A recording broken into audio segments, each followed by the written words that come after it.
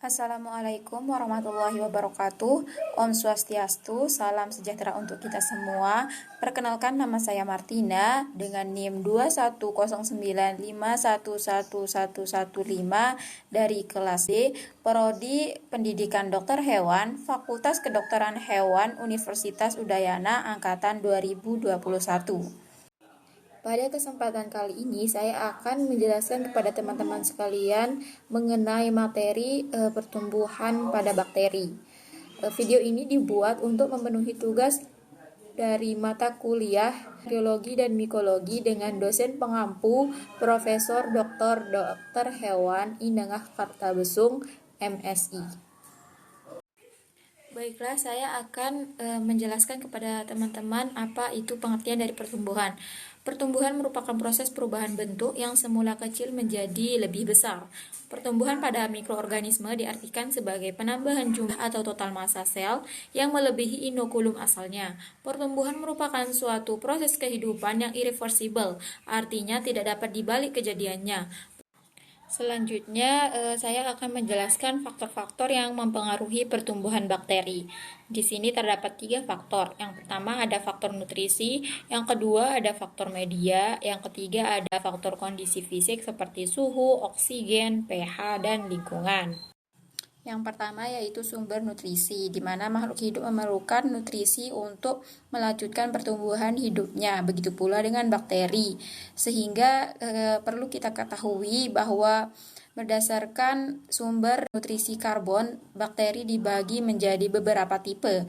Yang pertama ada tipe autotrof, yang kedua heterotrof, yang ketiga fotoautotrof, yang keempat ada kemoautotrof. Bakteri autotrof yaitu adalah bakteri yang mampu membuat makanannya sendiri. Bakteri autotrof dibedakan dalam 2 kelompok berdasarkan asal energi untuk mensintesis makanan mereka, yaitu ada fotoautotrof dan kemoautotrof. Selanjutnya ada bakteri fotoautotrof, adalah bakteri yang menggunakan energi cahaya matahari untuk membuat makanannya melalui proses fotosintesis. Yang ketiga ada bakteri kemoautotrof, adalah bakteri yang menggunakan energi kimia untuk mensintesis makanannya. Yang terakhir ada bakteri heterotrof, yaitu bakteri yang makanannya berupa senyawa organik dari organisme lain. Selain itu, bakteri juga memerlukan beberapa kebutuhan lainnya seperti kebutuhan nitrogen, kebutuhan belerang atau sulfur, kebutuhan beberapa unsur logam, kebutuhan vitamin, dan kebutuhan air atau mineral. Faktor kedua yaitu faktor media, di mana untuk bertumbuh dan berkembang biak, bakteri memerlukan suatu substansi, di mana media ini dibagi menjadi 3 jenis. Yang pertama ada media cair atau kaldu cair, yang kedua ada media padat, yang ketiga ada media semi padat atau media semi cair.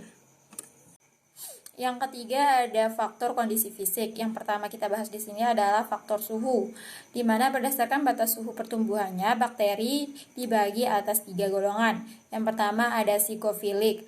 Bakteri ini akan tumbuh pada suhu 0-30 derajat Celcius dengan suhu optimum yaitu 10-20 derajat Celcius. Yang kedua ada mesofilik, di mana bakteri ini akan tumbuh pada suhu 20-60 derajat Celcius dengan suhu optimum 25-40 derajat Celcius. Yang ketiga ada bakteri termofilik, di mana bakteri ini akan tumbuh pada suhu 40-80 derajat Celcius dengan suhu optimum 55-65 derajat Celcius. Selanjutnya berdasarkan kebutuhan oksigen, bakteri dibagi menjadi 5. Yang pertama ada bakteri anaerob obligat, yaitu bakteri yang tidak memerlukan oksigen. Yang kedua ada anaerob toleran, yang itu bakteri yang tidak mati atau tidak tumbuh dengan adanya oksigen. Yang ketiga ada bakteri anaerob fakultatif, yaitu bakteri yang tumbuh jika ada oksigen dan tidak ada oksigen. Yang keempat ada aerob obligat, yaitu bakteri yang mutlak memerlukan oksigen. Dan yang terakhir ada aerofilik, yang itu bakteri yang perlu oksigen dengan tekanan O2 yang rendah. Kemudian berdasarkan tingkat keasaman, bakteri dibagi menjadi 3. Yang pertama ada bakteri asidofilik, yaitu pH asam di bawah 6. Yang kedua ada neutrofilik atau pH netral, yaitu 6-7. Yang ketiga ada basofilik, yaitu pH tinggi di atas 7. Selanjutnya, berdasarkan tekanan osmotik, bakteri dibagi menjadi 2, yaitu ada halofilik, yaitu perlu kadar garam yang tinggi. Yang kedua ada osmofilik dengan tekanan osmotik yang tinggi.